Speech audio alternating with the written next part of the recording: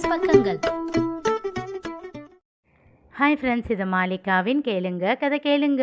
மானஸ் எழுதிய பேசும் பொன்சித்திரமே, அத்தியாயம் 14. நான் இப்போ வீட்டுக்கு தான் போகிறேன். பழம் எங்கே வாங்கின? நான் வாங்கி கொண்டு போய் வீட்டில் கொடுத்துட்றேன். நீ மதியம் போகிறதுக்குள்ளே தீந்துட்டா என்ன பண்ணுவ? ஷர்மி கிளம்பும்போது சாண்டியிடம் கேட்டாள். அவன் இடத்தை சொல்லிவிட்டு தன் பர்சிலிருந்து பணத்தை எடுத்து நீட்டினான். அவள் அவனை முறைத்தபடி கையை தட்டிவிட்டாள். என் நாத்திக்கு நான் வாங்கி தர மாட்டேனா? இல்லை, ஒரு 50 ரூபாய் என்கிட்ட இருக்காதா? ஏய், அப்படி இல்லடி, என் தங்கச்சிக்கு நான் தானே வாங்கி தரணும். ஓஹோ, இந்த உரிமை பாசம் எல்லாம் காட்டணும்னா சம்பாதிச்சு அவள் இடுப்புக்கு ஒட்டியானம் வாங்கி கொடுங்க சார். வெறும் இழந்த பழத்தோட முடிச்சிடலாம்னு நினைக்கிறீங்களா? சிரித்தான் சாண்டில்யன். என்னடி, உனக்கு வாங்கி தர சொல்லுவான்னு பார்த்தா என் தங்கச்சிக்கு வாங்கி தர சொல்கிற? எனக்கெல்லாம் நான் எதுவும் கேட்க மாட்டேன். ஆனால் நீ ஆசையாக வாங்கித்தர எதையும் வேண்டாம்னு சொல்லவும் மாட்டேன். அவன் கன்னம் கிள்ளி ஆட்டியபடி கூறினாள். அதுக்கென்ன, உனக்கு என்னெல்லாம் பிடிக்குமோ எல்லாத்தையும் தெரிஞ்சுக்கிட்டு கேட்காமலேயே வாங்கி கொடுத்துட்றேன். இது மட்டும் நடந்தால் இந்த உலகத்திலேயே என்னை விட லக்கி யாருமே இருக்க மாட்டாங்க, சந்தோஷமாக சொல்லிவிட்டு கிளம்பினாள். அவன் சொன்ன இடத்தில் பழத்தை வாங்கி கொண்டு வீட்டிற்கு செல்லும் வழியில் மண்டிக்கு சென்றாள்.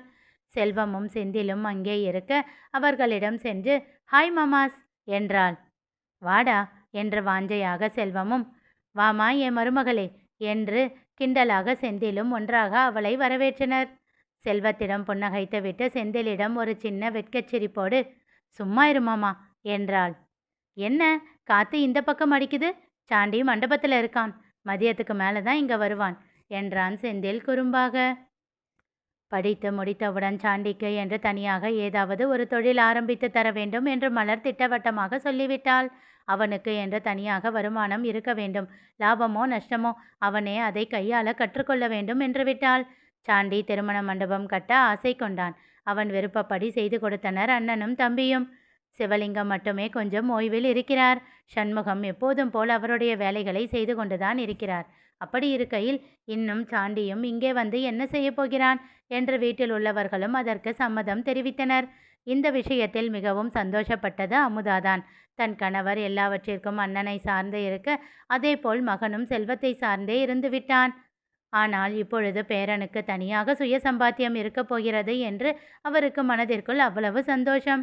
அவனும் மண்டபத்தை நன்றாக பார்த்து கொண்டு இருக்கிறான். அங்கே அவனுக்கு எல்லா நேரங்களிலும் வேலை இருக்காது. மற்ற நேரங்களில் அப்பா பெரியப்பாவோடு தொழிலையும் கற்றுக்கொண்டு அவர்களுக்கும் உதவி செய்கிறான். செந்தில் கோரியதை கேட்டு சிரித்தாள் ஷர்மி. நான் இப்போ மண்டபத்தில் இருந்து தான் மாமா வரேன் என்று விட்டு விவரங்களை தெரிவித்தாள். ஓஹோ, அப்போ சரி. ஏமா, அந்த தனிகாச்சலம் பொண்ணு சென்னையில் தானே வேலை செய்து என்று கேட்டான் செல்வம். ஆமாம் மாமா, மெனு எல்லாம் அந்த அக்கா விருப்பம்தான். எல்லாம் ஃபோன் கால் வீடியோ கால்னு பேசி முடிச்சாச்சு. அப்படியா? என்ன மெனு? எல்லாம் கொஞ்சம் வித்தியாசமான மெனு மாமா. டீப் ஃப்ரை ஐட்டம்ஸ் எதுவும் வேண்டாமாம். அப்படியா? இந்த காலத்து பசங்க எல்லாம் அதைத்தானே விரும்புவாங்க என்றான் செந்தில். அதே தான் மாமா நானும் கேட்டேன். இங்கே எல்லாரும் எப்பவும் அதைத்தானே சாப்பிட்றாங்க. அதனால நீ வித்தியாசமாக ஹெல்த்தியாக ஏதாச்சும் யோசனை பண்ணுன்னு சொல்லிட்டாங்க. அப்புறம் ஒரு வாரம் 2 பேரும் அதை இதன்னு பேசி ஒரு வழியாக மெனு ரெடி பண்ணிட்டோம். உனக்கு ஓகேவா? பண்ண முடியுமா? அதெல்லாம் பண்ணிடுவேன் மாமா. ஆனால் மெட்டீரியல்ஸ் கொஞ்சம் பர்ச்சேஸ் பண்ண வேண்டியிருக்கு. ஒரு நாள் சென்னை போகணும். அதுக்கு என்னம்மா, தேதி சொல்லு, நான் காசியை வண்டியோடு அனுப்பி வைக்கிறேன் என்றான் செல்வம். கூட யாரை கூட்டிகிட்டு போகிற என்றான் செந்தில். தெரியல மாமா, சாவித்திரி சிட்டியை கேட்டு பார்க்குறேன். அவங்களுக்கு ஏதாச்சும் பர்ச்சேஸ் பண்ணுறது இருந்தால் வருவாங்க. இல்லைன்னா ஆழினியை கேட்குறேன். அவளும் இல்லைன்னா அம்மா அத்தைங்க யாராச்சும் வருவாங்க. சரிடா, நீ பார்த்துட்டு எனக்கு ஒரு நாள் முன்னாடி சொல்லிடு என்றான் செல்வம். என்று விட்டு ஏதோ சொல்ல தயங்கினாள். என்னடா, ஏதாச்சும் கேட்கணுமா என்றான் செல்வம். சாண்டியை அனுப்பி சொல்லியெல்லாம் கேட்காத, அதெல்லாம் முடியாது என்றான் செந்தில் சிரித்து கொண்டே. டேய் சும்மா இருடா, நீ சொல்லுமா. மாமா, எல்லாமே புது ரெசிபின்றதுனால எனக்கு கொஞ்சம் நிறைய பர்ச்சேஸ் பண்ணணும். பணம் கொஞ்சம் ஷார்ட்டேஜாக இருக்குது. ஒரு 20,000 பணம் கொடுக்க முடியுமா மாமா?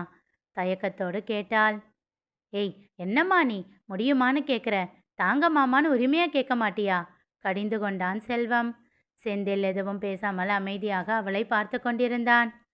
இல்லை மாமா, இது கடனாக தான் வேணும். பணம் வந்ததும் செட்டில் பண்ணிடுறேன். என்னடா நீ? இல்லை மாமா, ப்ளீஸ் நீங்கள் எதுவும் சொல்லாதீங்க. நான் கேட்குற மாதிரி கொடுங்க போதும். அப்புறம் இது அப்பாவுக்கு தெரிய வேண்டாம். ஆனால் அம்மா கிட்ட சொல்லிடுவேன்.